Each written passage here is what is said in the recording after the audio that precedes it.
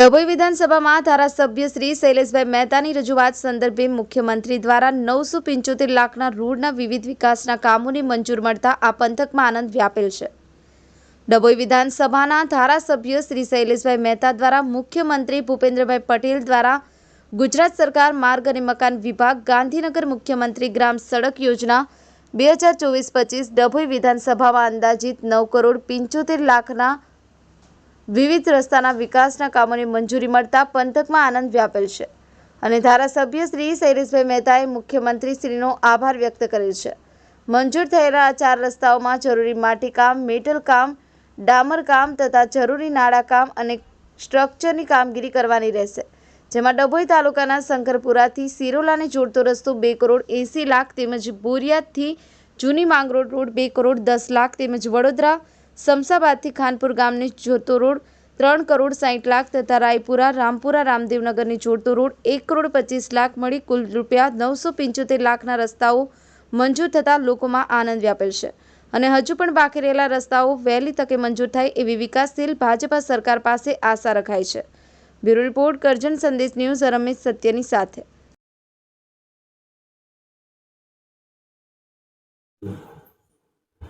ડભોઈ ગર્ભાવતી બનવા તરફ જઈ રહ્યું છે અને ભારતીય જનતા પક્ષનું જે સૂત્ર છે સૌનો સાથ સૌનો વિકાસ એને અનુરૂપ ગર્ભાવતી એટલે કે ડભોઈ વિધાનસભાના વિકાસના અનેક કામો આગળ વધી રહ્યા છે।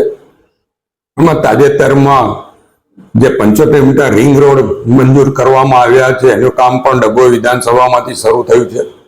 એના માટે 316 કરોડ સરકારે ફાળવ્યા। સાથે જ વડોદરાથી એસઓયુ કે જેમાં 80% વિસ્તાર ડભોઈ વિધાનસભાનો લાગે છે એમાં પણ 382 કરોડ રૂપિયા સરકારે ફાળવ્યા અને ગઈકાલે ડભોઈ વિધાનસભા નોન પ્લાન રસ્તાઓ માટે સરકારે 975 લાખ એટલે કે 9.75 કરોડ રૂપિયાની ફાળવણી કરી છે, જેમાં શંકરપુરાથી સિરોલાને જોડતો રસ્તો અને બોરિયાદથી જૂની માંગરોળ જે બંને ડભોઈ તાલુકામાં આવે છે અને ડભોઈ વિધાનસભાનો ભાગ છે। સાથે સાથે શમશાબાદથી ખાનપુરાનો રસ્તો જે 3,60 લાખના ખર્ચે છે અને રાયપુરા રામપુરા રામદેવનગરનો રસ્તો, આ બંને રસ્તા વડોદરા તાલુકામાં પણ ડભોઈ વિધાનસભામાં લાગે છે। આમ 4 મહત્વના રસ્તાઓ જેની માંગણી અને લાગણી લોકોની ખૂબ જ હતી એ લાગણી અને માંગણી પૂરી કરી છે। ટૂંક સમયમાં આની કામગીરી પણ શરૂ થશે।